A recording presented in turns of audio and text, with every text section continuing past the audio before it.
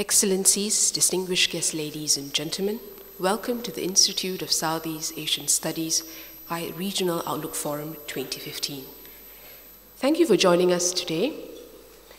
May I now invite Mr. Tan Chin Tiong, Director of ISIS, to deliver his opening remarks and to introduce the keynote speaker. Mr. Tan, please.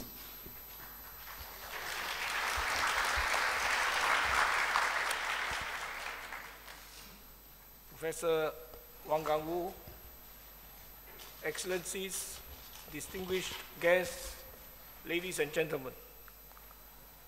It is my pleasure to welcome you to the 2015 Regional Outlook Forum, our 18th event since its inauguration in 1997. Through the forum, we seek to enhance the understanding of regional political and economic trends with our audience. This year, as all of us know, we face considerable economic and geopolitical uncertainties. The US economy is recovering, but there is global unease over the Eurozone. In Japan, the intended positive effects of Abenomics are yet to be felt. China's economic growth has slowed down to about 7%. In Russia, currency and oil price volatilities and the specter of a financial crash add to uncertainties. Closer home, declining oil prices are having a severe impact on the Malaysian economy. Global security outlook is clouded by instability in the Middle East, tensions between the West and Ukraine and Russia over Ukraine. Closer to home in the Asia-Pacific, China continues to challenge US preeminence in the region. Recent initiatives by China, such as the Maritime Silk Route and the Eurasian Silk Route, the call for Asian affairs to be led by Asians, the Asia Infrastructure Investment Bank, and China's proposal for a free trade agreement of the Asia-Pacific at the recently concluded APEC leaders meeting illustrate this challenge starkly. Southeast Asia will also have our own share of uncertainties, which speakers in this forum will address.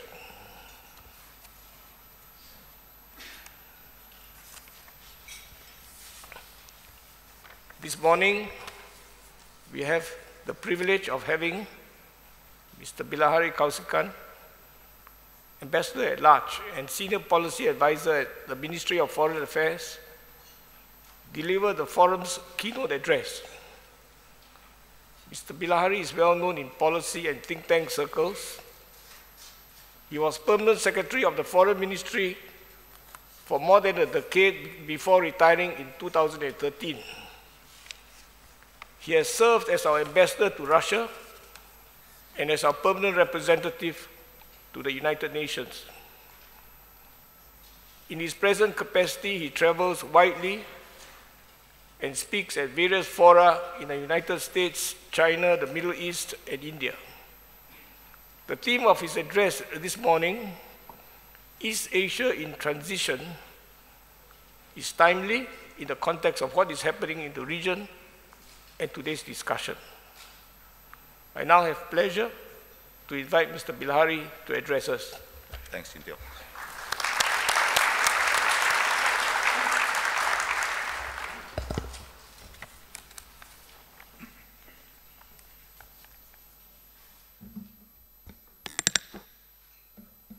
Ladies and gentlemen, good morning and a Happy New Year to you. At least I trust it will be a Happy New Year.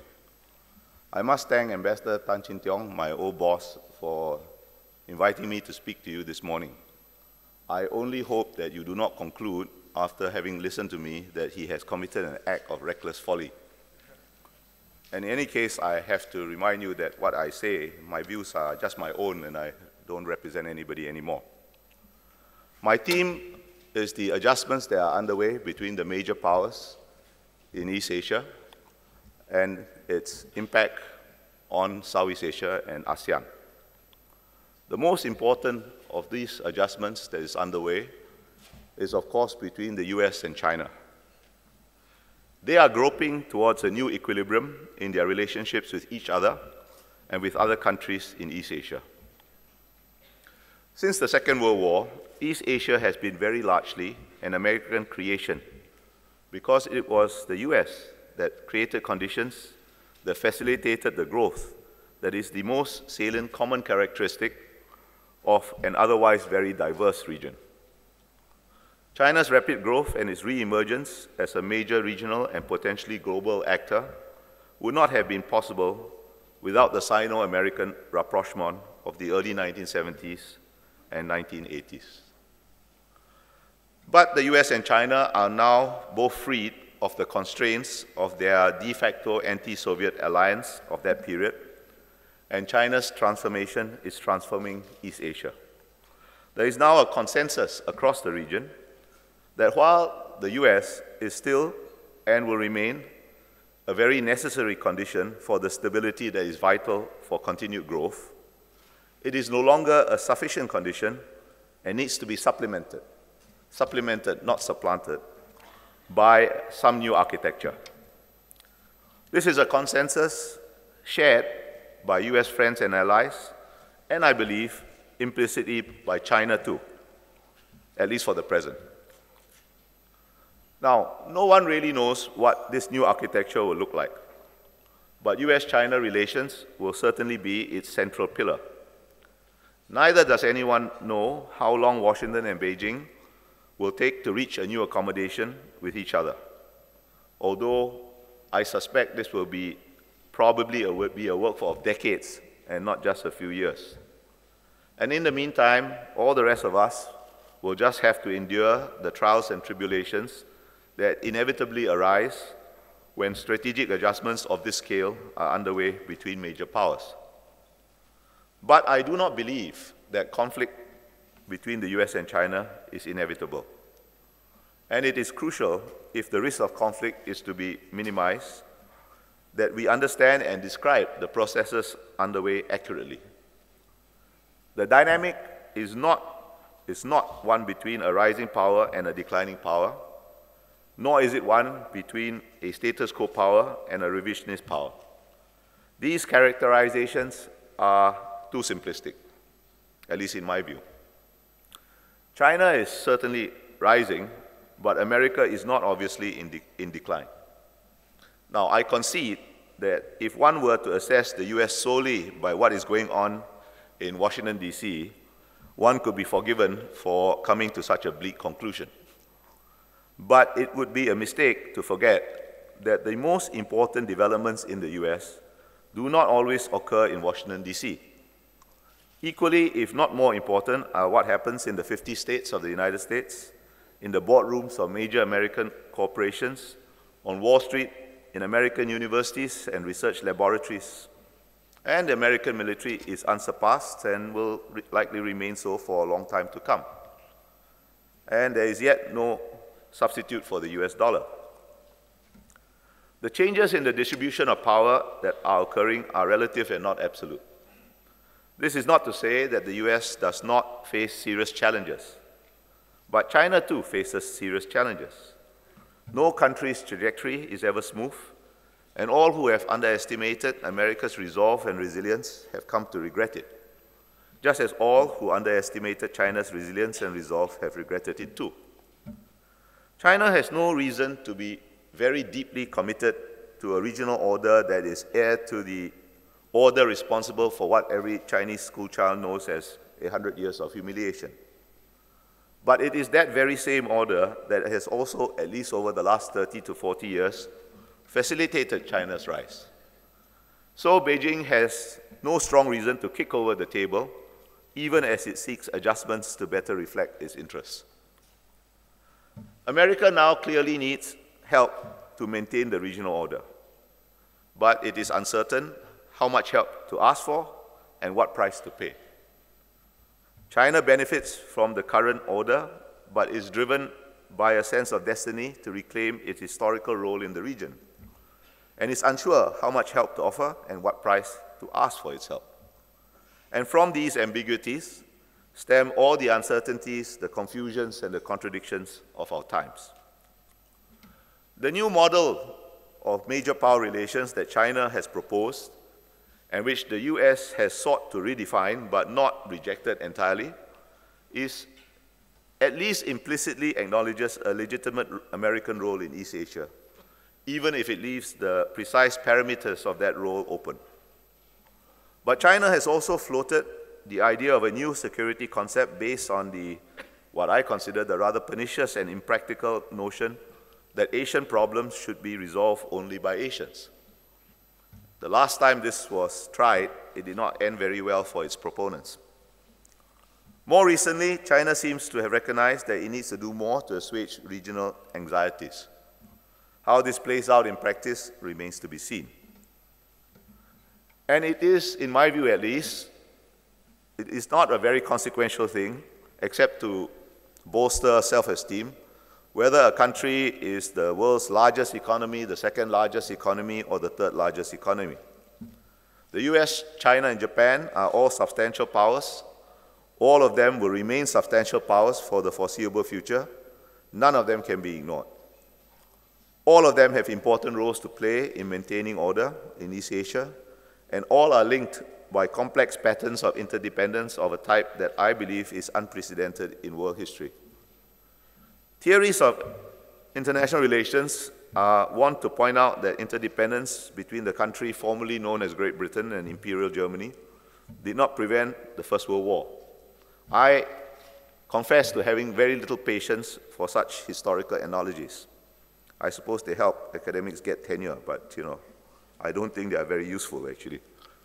The entangled production chains that today cross and crisscross national boundaries, and which I think are redefining the classical concept of comparative advantage, did not exist in the early 20th century on the scale that characterizes the 21st century world economy.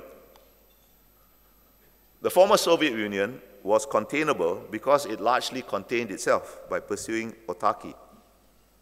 But China today is such a vital node in the world economy that the US might as well try to contain itself as try to contain China. And the US occupies so central a place in East Asia. Indeed, the US is an East Asian, or at least an Asia-Pacific country, a concept that is difficult to entangle from the idea of East Asia, that China might as well try to displace itself from East Asia as displace the US. And although their rhetoric sometimes suggests otherwise, I think the US, I think China, and I think Japan all do understand these realities and that they need to work together. And yet, profound interdependence coexists with deep strategic distrust, particularly in US-China and Sino-Japanese relations. And interdependence may well enhance strategic distrust because it exposes mutual vulnerabilities. Strategic distrust obviously makes the already complex adjustments that are necessary all the more difficult. It clouds clinical calculation of interests and thus could result in miscalculations that lead countries down paths that they do not really intend to tread. China's rise has been psychologically disquieting to many in America and to the West generally, because in China, capitalism flourishes without liberal democracy. And this is regarded as somehow unnatural and illegitimate because it punctures the Western myth of the universality of certain political values and of the inevitability of the development of certain political forms. And unlike, say, Japan or India, China only wants to be China and not an honorary member of the West. The myth of universality is ahistorical, it is pretentious, and it is parochial. It is ahistorical because it ignores the inconvenient fact that every Western country was capitalist long before it was either liberal or democratic, as those terms are today understood. It is ahistorical also because the fundamental basis of democracy resides in the 18th century Western political philosophy that holds that sovereignty derives from the will of the people, rather than from divine right or bloodline or some other principle. And in the 20th century, three major political forms based on mass politics evolved from that 18th century political philosophy: fascism, communism, and liberal democracy. Now, one may have a preference for one form or another, but it cannot be denied that all share the same intellectual roots and all are legitimate heirs of that political philosophy. The myth of universality is pretentious and parochial because it generalizes as universal the highly contingent historical processes that led quite late in the 20th century to the current form of Western liberal democracy, processes that there is no reason to believe will be replicated anywhere else. The empirical evidence of our senses tells us that diversity is the most evident characteristic of the world that we live in, rather than the world that some people may imagine. And democracy, for example, as practiced in Japan, which is arguably the most liberal of all East Asian states, is very different from American democracy and rests on a foundation of different values and traditions. And American democracy is in its turn very different from the practices of other Asian polities that it today pleases America to consider democratic, for example, South Korea, Indonesia, or India. And for that matter, democracy, as was practiced in, say, mid-20th century America, was very different from contemporary American democracy. The myth of universality could only be sustained by a power structure that is now being rearranged. Now, of course, all societies and all cultures hold some values in common, and there may be a certain superficial similarity of political forms. But the commonalities are at such a high level of generality that they have little practical relevance as a guide to how different societies actually govern or organize themselves. And focusing on the similarity of political forms is, at least in my opinion, not a very useful way to understand how different societies actually operate. Still, universality as a mode of thought has its origins in teleological and monotheistic Christian traditions and is today deeply embedded in the subconscious of even the most secular Western societies. It lies at the very heart of the Western sense of self, and it will not go away and cannot be refuted by something as mundane as empirical evidence. And these are not just abstract intellectual considerations, because since the end of the Cold War, the claim of the universality of certain political forms and values has been used to justify military interventions to change regimes in North Africa and the Middle East. And the fact that all these interventions have not turned out very well and have only resulted in greater instability has not forced any change of minds or rhetoric, even if foolish talk about the end of history has now been smothered in an embarrassed silence. And prudence has dictated that interventions in the name of universality have only been deployed against the weak. This has tempered but not erased completely the doubts and anxieties that this approach has aroused in many countries, including, I think, China. Now, of course, China is not going to be subject to kinetic intervention. Nobody is that mad. But that is beside the point. Not all interventions are necessarily military, and East Asia, Singapore included, has experienced more than its fair share of Western attempts to meddle in our domestic affairs. This is a habit that many in the West seem unable to shake off, even when they lack the capability to do anything effective. And recently I laughed when I read about Lord Patten and British parliamentarians talking about democracy in Hong Kong during the Occupy Central demonstrations. Well, that only made the British look a little more hypocritical than usual. But when 20 members of the US Senate wrote to President Obama on the same subject, and when the President of the United States feels obliged to pronounce, however carefully, on Hong Kong, that is no laughing matter. Last autumn, State Councillor Yang Jiechi visited Washington. And I was told that the new model or the new type of major power relations was discussed. And I was told that there was agreement that under this new model, the US and China should try to minimize their disagreements and try to foster habits of cooperation. But the Americans could not categorically or unambiguously endorse a third element that is perhaps the most important element for China, and that is mutual respect for each other's core interests. Now, why not agree to something that seems so obvious? Well, there are several reasons, but I think one reason is because the US must know that the preservation of Communist Party rule must be the most vital of Chinese core interests, and is reluctant to endorse this explicitly. Now, I think we all know that American leaders and officials, in fact, all leaders and officials, often posture for domestic audiences and are often constrained by the attitudes of Congress, and there is often a large element of ritual in their evocations of democracy and human rights. But the idea of the universality is so essential a part of the American psyche that I don't think that their words are always just posturing for domestic effect.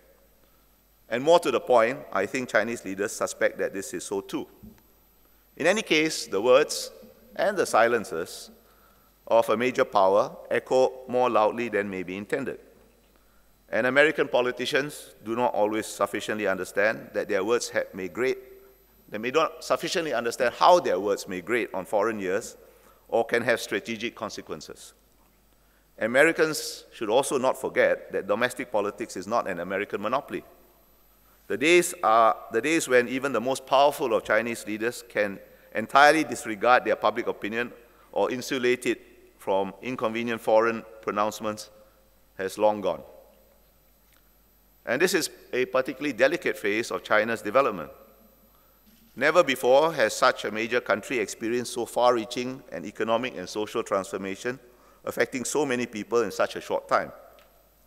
But rapid change is always destabilizing, and China's history has taught China's leaders to fear most those historical moments when external uncertainty coincides with internal restlessness. And this is such a moment of history. Beijing is now embarking on a second and more difficult stage of reforms that must loosen the center's grip on crucial sectors of the economy while preserving the rule of the Communist Party of China. Well, can it be done? I don't know, but one should certainly hope so, because all the realistic alternatives are worse. But no one really knows, I think least of all China's leaders, although their determination should not be underestimated. And under these challenging circumstances, the Chinese leadership can be forgiven for regarding American attitudes towards universality and incautious words about Hong Kong or Tibet or Xinjiang or Taiwan with grave suspicion, as ultimately intended to delegitimize and undermine their rule. At very least, it adds an additional complication to their already complex problems. But there seems to be great reluctance on the American side to address this core issue. Perhaps they do not sufficiently understand that this is an existential issue for the Chinese leadership, against which all other issues are of secondary importance.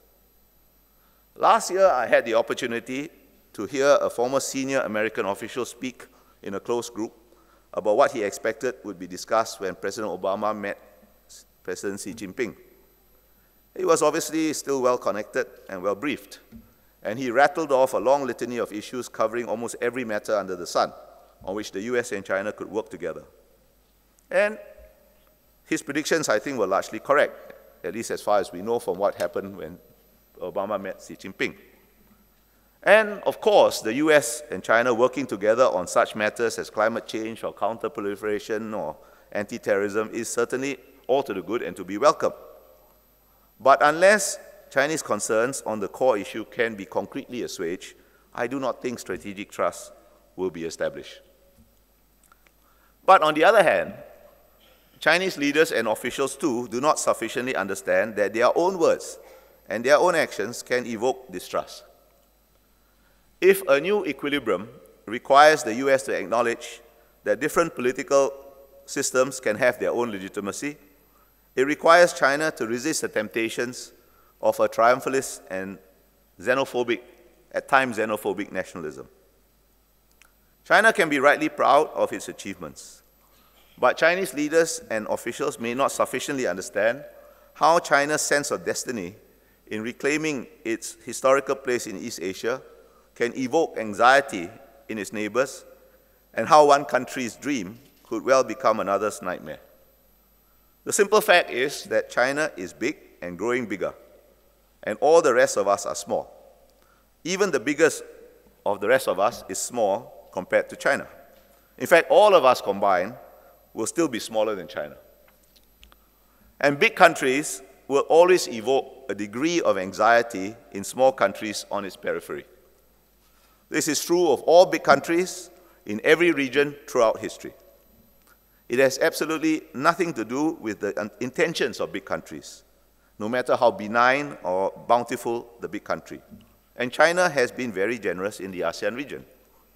No matter how benign and how bountiful the country, some anxiety will linger.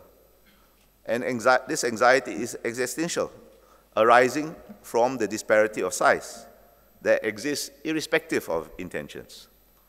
And these anxieties can never be entirely erased because the disparity of size is never going to change. And so big countries have a duty to reassure that China has only partially fulfilled as yet. The Chinese Communist Party is increasingly relying on nationalism to legitimate its rule. There's nothing particularly unusual about this, but there are, in my view, certain characteristics of contemporary Chinese nationalism that enhances the natural anxieties of small countries. Now, every country's nationalism has two basic sources. It can well up from within the country's history, or it can be outly directed against some other country or some other people. And both elements are always in some degree present. But the balance between the two elements is crucial. And more than other kinds of nationalism, contemporary Chinese nationalism is outwardly directed. As a party that still calls itself communist, the Chinese Communist Party cannot base its nationalism entirely on China's imperial past. Why? Well, simple reason. If the imperial past was so glorious, why was there a need for a communist revolution? At the same time, the Chinese Communist Party's attitude towards its own revolutionary history and such episodes as the disastrous famine caused by the Great Leap Forward and the many lives lost or wrecked during the Cultural Revolution, and indeed towards Mao Zedong himself, is ambivalent. Chinese nationalism must be primarily outwardly directed, lest awkward questions be asked internally about the CPC itself. Today, Chinese nationalism is primarily focused on Japan, although the US and the West in general have not been spared attention. The Chinese public is subjected to a steady drumbeat of reminders of Japanese atrocities in China to fan and keep alive bitter memories of the Second World War. But it was not always so. Consider, for example, the statement I'm just going to read to you, and I quote, "As you have formally apologized for the debts you incurred in the past, it is not reasonable to ask you for payments of those debts. You cannot be asked to apologize every day, can you? It is not good for a nation to feel constantly guilty." End of quote. Now, that is not a quote from some right-wing Japanese politician trying to justify Japan's wartime record. It is a statement by Chairman Mao Zedong himself to a delegation of the Japanese Diet that visited China in 1955. And when Mao Zedong met former Japanese Prime Minister Tanaka in 1972, he brushed aside Mr. Tanaka's attempts to apologize, saying that he was grateful to Japan because without the war, the Chinese Communist Party would not have been able to seize power. These are historical facts. You can look it up in many books. The Chinese Communist Party's primary claim to legitimacy in that period, in the 50s, the 60s, the 70s, and even up to the early 80s, was class struggle. And so it emphasized its defeat of the Kuomintang as representative of the old order in China. But once China began to embrace the market economy, this became less and less credible and less sustainable. And when in the year 2001, then President Chiang announced that businessmen working in private enterprises, in other words, capitalists, would be allowed to join the Chinese Communist Party, a decision formalized the next year in 2002, class struggle lost all credibility as a means to legitimate CPC rule. The emphasis then increasingly was on the CPC's defeat of Japan and Japan's wartime record. Now, there's no doubt, there's absolutely no doubt in my mind at least, that since the end of the Cold War, Japanese politics has steadily moved rightwards, and that Mr. Abe's political stance on many, though certainly not all, aspects of Japan's wartime record reflects that shift. And Mr. Abe has not always been prudent in his choice of political allies. And China has attempted to use history as a means of turning ASEAN and even the US against Japan. In particular, China has demonized Prime Minister Abe, accusing him of revising history. But I doubt this tactic really works, and in fact, I think it is counterproductive. Why? Well, the attitudes of several members of ASEAN, several important members of ASEAN, towards the Japanese occupation during the Second World War are not entirely unfavorable. Thailand was a Japanese wartime ally. Japan played a very important role in nurturing Indonesian and Burmese nationalism. And more importantly, most of East Asia, perhaps with the exception of the two Koreas, long ago decided to look forwards and not backwards in their relations with Japan. So, when faced with Chinese démarches about Japan's wartime iniquities or Abe's visit to the Yasukuni Shrine, the basic reflex of the ASEAN countries is not to side with China, but to stay clear of controversy. And this is not costless to China, because it has not been lost on ASEAN countries that China's attitude towards Japan's wartime record has undergone several shifts according to political needs. And since the target of Chinese nationalism has been politically determined, it could well shift again to other targets as political needs change. And this does not help assuage anxieties or build trust. And if China really succeeds in using the history issue to weaken the US-Japan alliance, it will come to greatly regret it, as will the rest of the region. Fortunately, this is highly unlikely. Now, it may well be that the fierce denunciations of Japan are mainly for domestic consumption, but even this could well backfire, as I think the Chinese Communist Party itself knows. There is no doubt that the Imperial Japanese Army behaved with great brutality in China and in Southeast Asia. And the Japanese far right does Japan no favors by trying to justify the unjustifiable. I can understand the argument that Japan was behaving in the 1930s and maybe a bit earlier. Japan was behaving no differently from colonial powers like Britain, France, the Netherlands, and even the United States, according to the mores of very different times in seeking colonies of its own. But to understand is not to approve, and while the Tokyo War Crimes trial was in many respects indeed victor's justice, it is nevertheless futile and highly offensive to try and argue, as some right-wing Japanese historians have attempted to argue, that, for example, the number of civilians killed in Nanjing was X and not Y. What does it matter what the precise number was when the fact is unarmed civilians were killed in cold blood? It's much better to face the facts squarely, and failure to do so in fact makes Japan complicit in China's manipulations of history. Sino-Japanese controversy undermines Japan's wish to become a normal country and the more active role in Southeast Asia Japan wants to and ought to play. The history that resonates with Chinese nationalism is not confined to the Second World War. In February last year, President Xi Jinping and met Lian Chan, the former Taiwanese vice president in China, in what was then described as the highest level meeting between the two sides since Mao Zedong met Chiang Kai-shek in 1945. In a speech that the People's Daily published on a front page under the title, "The Chinese Dream to Fulfill the Great Rejuvenation of the Chinese People Together," President Xi cast that meeting, his meeting with Lian Chan, in the historical context of how Taiwan had been occupied by foreign powers when the Chinese nation was weak. Now, the speech was about Taiwan specifically, and reconciliation between the two sides is certainly to be welcomed. But by casting reconciliation with Taiwan as an instance of the rectification of historical injustices inflicted upon a weak China, it suggested and left open several questions. No doubt, many injustices were done to China during the 19th and early 20th century. So does a rising China intend to rectify all of them? How will it choose which injustices to rectify? And by what means does it intend to rectify historical injustices? Sovereignty claims are always highly sensitive in any region, in any country. And China is increasingly defining its claims in the East and South China Seas in terms of its historical rights rather than international law. This causes great anxiety across the region, particularly in Southeast Asia.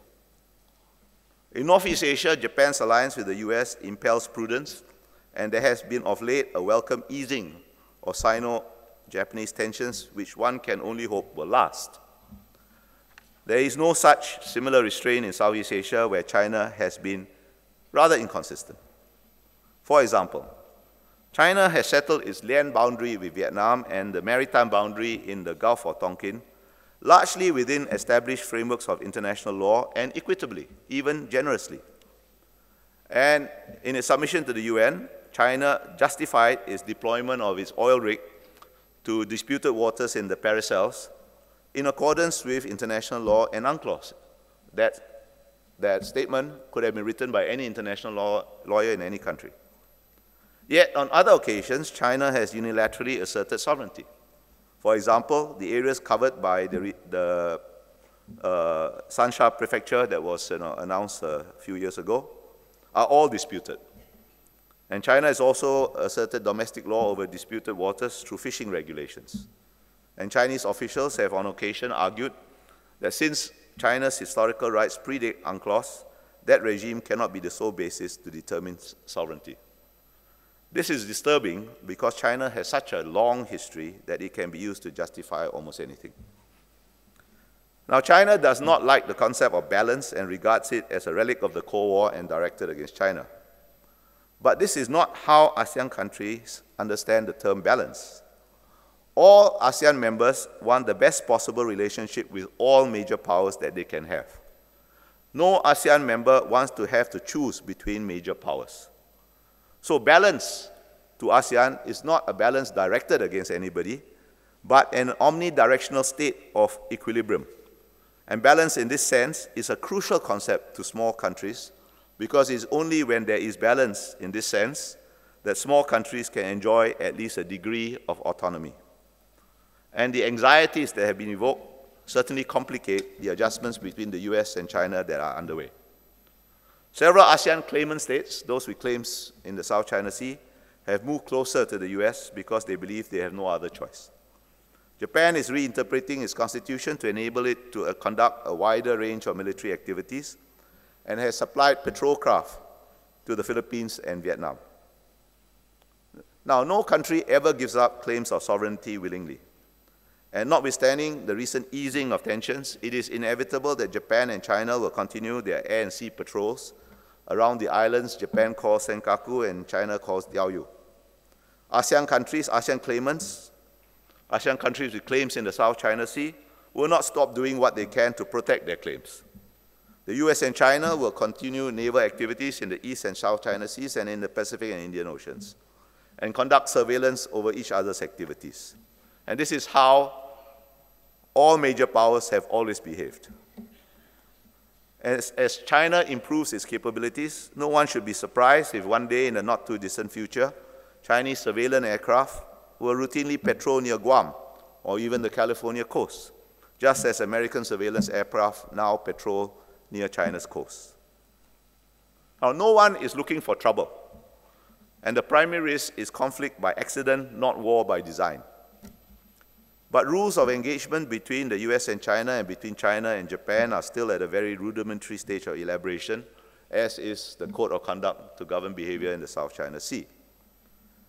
There is no country that I know of who chooses its military officers on the basis of their meekness.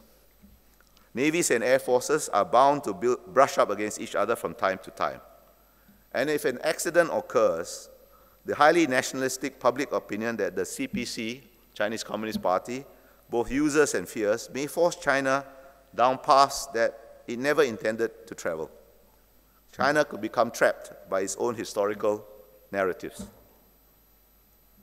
These changes in the strategic environment confront ASEAN with arguably its most complex regional security challenge it has faced since its formation. ASEAN is fond of talking about its centrality. But ASEAN centrality is a term far more often used and sometimes abused than understood, even by some members of ASEAN.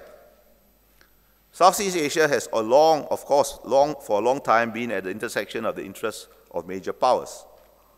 And ASEAN has decided to call this its centrality. And the major powers have been kind enough and gracious enough not to overtly demur from our description of our position in life. But let us not forget that before centrality became the term of preference, ASEAN used to refer to itself as being in the driver's seat, a choice of metaphor that overlooked the possibility that the driver's seat may well be occupied by a chauffeur and not necessarily by the person who sets the direction. Nevertheless, centrality is still at least aspirational. While Southeast Asia has historically been as often an arena as an actor, ASEAN's origins lie in the desire of the small countries of the region to preserve at least a modicum of autonomy amidst the turbulent swirls and eddies of major power politics during the Cold War. And it reached its apotheosis during the decade-long struggle in the 1980s to prevent a Vietnamese fait accompli in Cambodia. Well, I do admit that to a certain nostalgia for the Cold War. That's when I joined the Foreign Ministry, that's when I learned my trade. The Cold War, despite its obvious dangers, had at least the virtue of clarity. There was usually never very much doubt about how ASEAN should position itself, even if there was room for debate over the best means of reaching such a position. And after the Sino-American rapprochement of the early 1970s, even China stood on the same side as the US and ASEAN vis-à-vis the Soviet Union. And after the Vietnamese invasion of Cambodia compelled China to drop support for Southeast Asian communist parties to secure ASEAN support, the Southeast Asian configuration of forces was even more starkly and clearly defined. Well, those certainties are gone. It is unclear what will replace them, if anything. And what ASEAN once again finds itself at the center of major power interests. Maritime disputes in the South China Sea between some ASEAN members and China, among other issues, have increasingly become proxies for the larger forces at play. And yet ASEAN has important interests with all the major powers. The formation of the EAS, among other forums, was intended to try and channel major power relations into more predictable and constructive directions and promote the kind of omnidirectional balance that would enable ASEAN to maintain good relations with all the major powers. And on their part, the major powers, in particular the US, China, and Japan, have found the East Asia Forum, among other ASEAN-created platforms, useful as a supplementary means of ordering their relationships with each other and ASEAN. But ASEAN can continue to play such a role only if we remain neutral and the major powers do not try to make us choose one way or the other. American and Chinese leaders have said that the region is big enough for both. But the actions of some of their officials sometimes suggest otherwise. For example, Singapore has on occasion been accused by American friends of being too close to China and by Chinese friends of being too close to America. I tell them, therefore, we have been doing something right.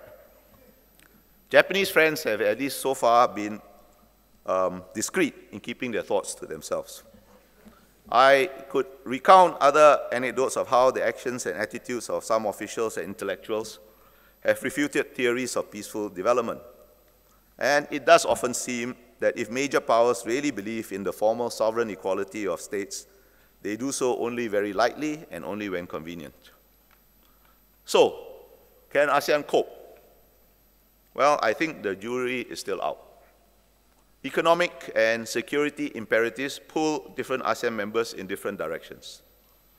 The growing trade and investment ties with China, infrastructural developments such as railways linking southwestern China with mainland Southeast Asia, and initiatives such as the new Maritime Silk Road are binding Southeast Asia and China into one economic space.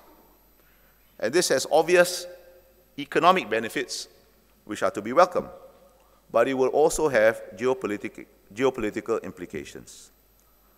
Powerful economic forces are redefining conventional notions of region and state, and hence Westphalian concepts of interstate relations, in ways that could accentuate the natural anxieties of small countries fated to live on the periphery of large countries. The key decisions are always going to be made in Washington, D.C. and Beijing and Tokyo, and not in any ASEAN capital. Still, one crucial factor is within ASEAN's grasp, and this is to continue ASEAN's own economic integration project. In ASEAN, as in all of East Asia, economics is never just economics, but is strategy. Without economic integration, the centrifugal forces generated by China's growth will at least loosen and may well destroy the nascent development of a Southeast Asian identity erected on ASEAN. Such an eventuality will in turn shape the evolution of a new regional architecture. Now, the first phase of ASEAN economic integration is scheduled to be completed by the end of this year, the end of 2015. And ASEAN will probably reach enough of the goals set for this phase to credibly declare victory. But integration cannot stop on the stroke of midnight of 31st December 2015, because the geopolitical imperative for integration will not cease on the stroke of midnight 31st December 2015. And by the end of this year, we would have done the easy things. Thereafter, more difficult decisions will have to be made at a time when rigidities have emerged in ASEAN decision-making processes, and when the domestic politics of all ASEAN members have become more complicated, making consensus more difficult to reach. Economic nationalism is on the rise in key members of ASEAN, notably in Indonesia. Other members have already displayed some degree of buyer's remorse over even the modest level of commitments. Continuing integration will require a sustained exercise of political will, at least comparable to that displayed during the decade-long struggle over the Vietnamese occupation of Cambodia. It was not an easy thing to maintain ASEAN unity during that period, but we managed. And so that experience gives me at least hope for the future, even though the circumstances are perhaps going to be even more challenging. Ladies and gentlemen, thank you for your patience in listening to these eccentric views. And I tell you again, they are only mine. Thank you for listening to me.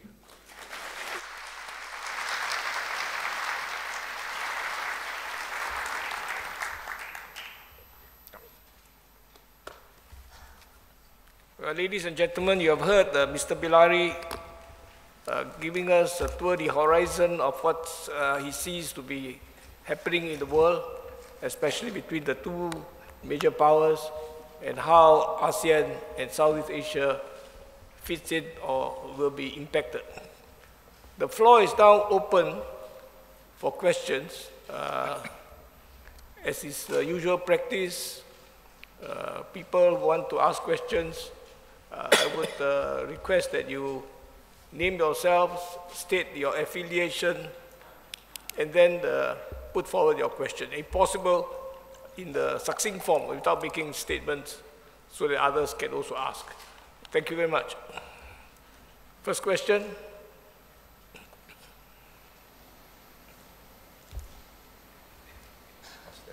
Come. Yes. My name is... Wait, don't need to bring him the mic. Yeah.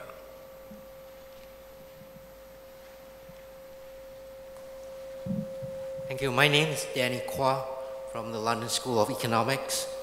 When you speak about this new vision of the constellations of power remaining in Washington, Beijing, and Tokyo, that still hews to a vision of leadership in the world as being tied to economic footprint, the size of a nation. Shouldn't instead we be thinking, especially in Singapore and ASEAN, about moving to a situation where power and leadership in the world is determined by expertise, like Singaporean civil servants, rather than by old-fashioned notions of military and economic power? Well, that would certainly be desirable, but it's not very probable. And I don't believe in seeking counsels of perfection because you're bound to be disappointed. It's better to work, you have to work with the world as it is and not as we wish it to be, even as we try to make it a little bit more as we wish it to be. But we can only do that if we work with existing facts and the existing practices. So I agree with you, that would be preferable, but I don't think it's very likely.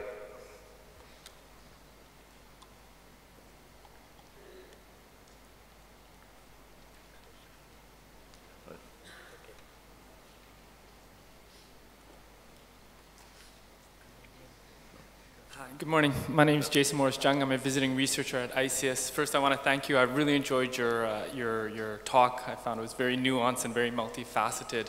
The question I want to ask you about is in the beginning part of the talk in your discussion on democracy. Well, there was a time when democracy was a universal ideal. And in your efforts to sort of historically locate it, you seem to obviate that idea of democracy as a universal ideal, indeed one that Singapore is also subscribed to. Is that a fair reflection on your position about the role of democracy in world polities today? No, I don't know any country, except a few in the Middle East, and maybe Brunei, that does not claim to be a democracy. The fact is, democracy is a protean term. As I tried to explain, maybe I'm wrong, but I think so anyway, that the root idea from which democracy of various kinds flowed is this idea that sovereignty comes from the people and not from God or from your bloodline or some other principle. But the fact is, historically, there have been many forms of political forms that evolve from this, and all of them have some claim to be called democratic in this sense. Now, I may have a preference for one form or the other form, but I don't think it is right to say that only one form is legitimate and the rest are all, somehow illegitimate. Thank you. Yeah, even the North Koreans call them people's democracy, and you can't say that they are wrong, actually, from a purely intellectual point of view. Yeah.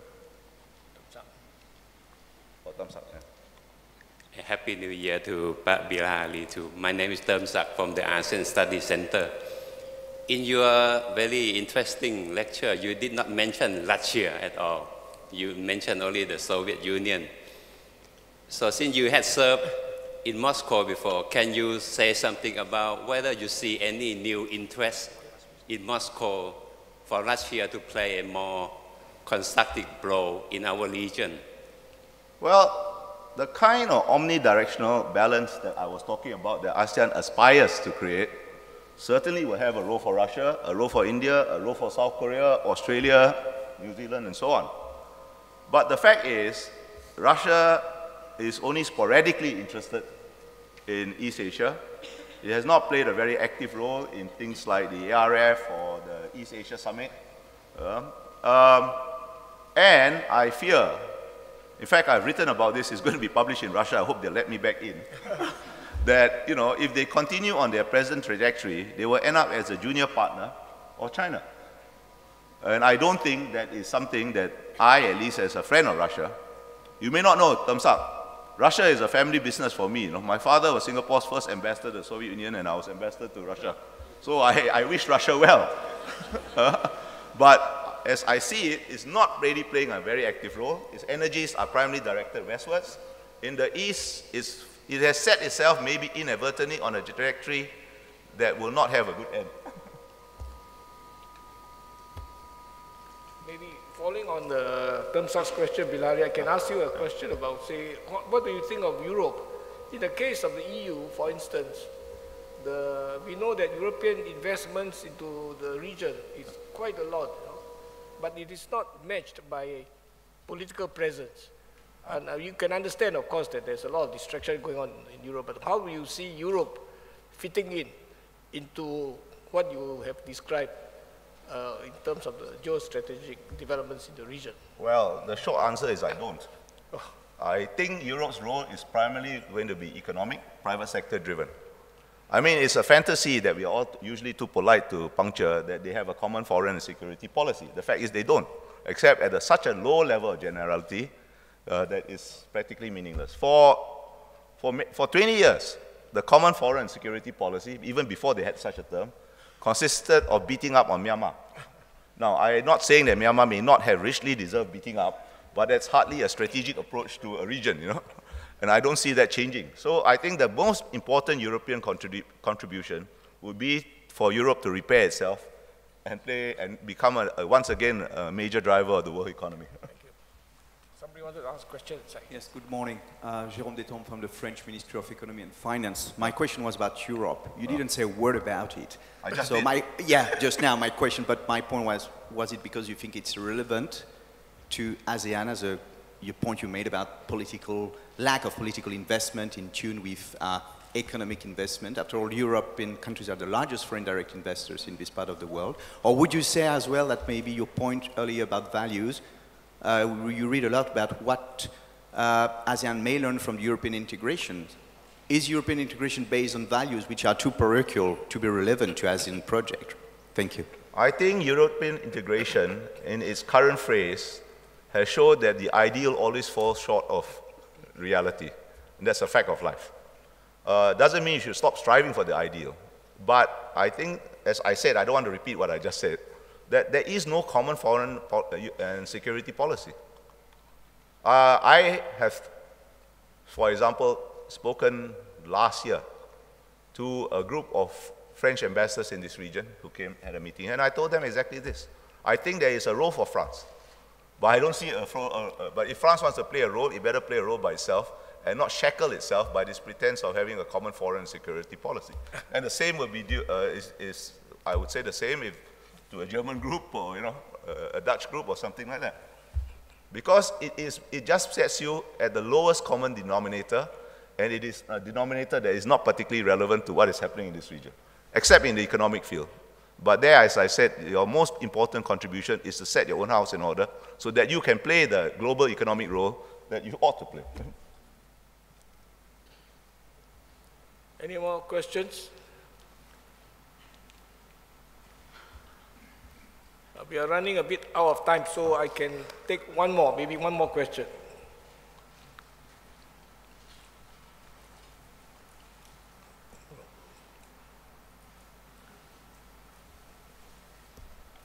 Okay, yes, one hand there.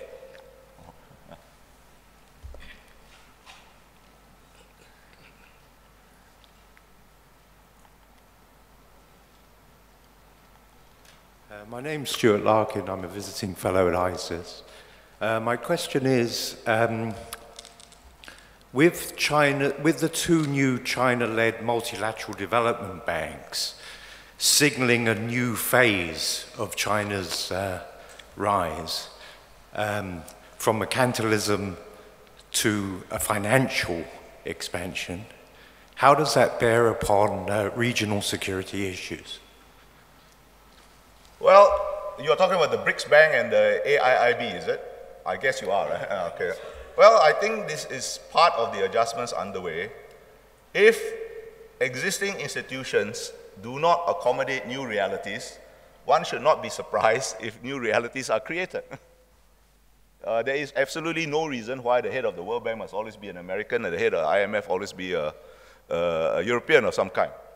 And if you don't make the adjustments within existing frameworks, well, new frameworks are going to be created. That's a fact of life. AIIB, in particular, there is a need for AIIB, and it is one of the vehicles to make these strategic investments in the new Maritime Silk Road, in the new Overland Silk Road, in the 2+7 framework that China has set for ASEAN and among other regions. I see this quite natural, So I don't really understand your question. You seem to imply the undercurrent of your question is this somehow, again, unnatural or illegitimate or, to be concerned about. Yeah, there are concerns about these structures, but you should fix them within the structure. Well, they want to get a lot of money into the region, and a lot of politicians in the region happy to take the money. May fear that. Yeah, well, what's strange about that? I'm quite puzzled by what you are getting at. Well, whether it changes anything, whether China is introducing a new card into the game, Yeah, of course, but what's unusual about that? Big powers always introduce new cards. How big a card is it? That remains to be seen. That remains to be seen. I think if I make a guess, and it's a wild guess, I am a bit more skeptical about the BRICS Bank than I am about the AIIB. Because I have always been skeptical about this concept of BRICS, because it's really a marketing slogan devised by a fund manager intended to part the unwary from their money, and not a self-evidently viable geopolitical concept.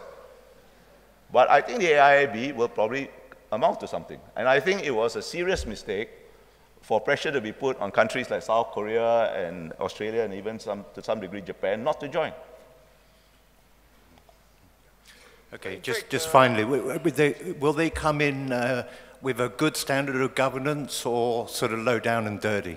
No, I mean, I think there are concerns about the standard of governance, but I want to make 2 points, and these are personal points. Firstly, if you have concerns about something, it is better to be inside, try to fix it, than outside, grumbling about it. Second, one of the problems with the current international financial institutions, World Bank, ADB, and so on, is you have to set a standard of governance that's realistic and appropriate to the conditions on the ground. Sometimes these institutions set standards of governance that is so at variance, shall we say, with the business and political culture of certain countries that nothing can be done.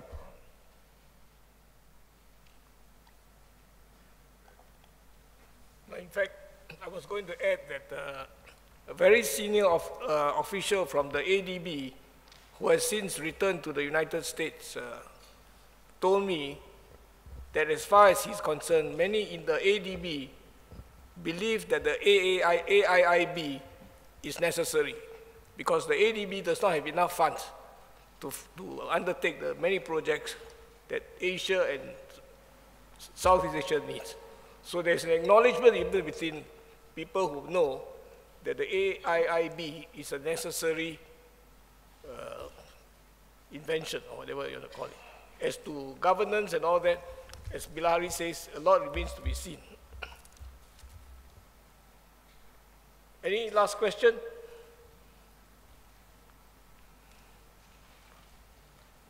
It's okay. Well, if not, we will have a break here, and Mr. Bilahari, I think, will be having tea outside. In case you want to engage him further, please, please do so. Thank you very much.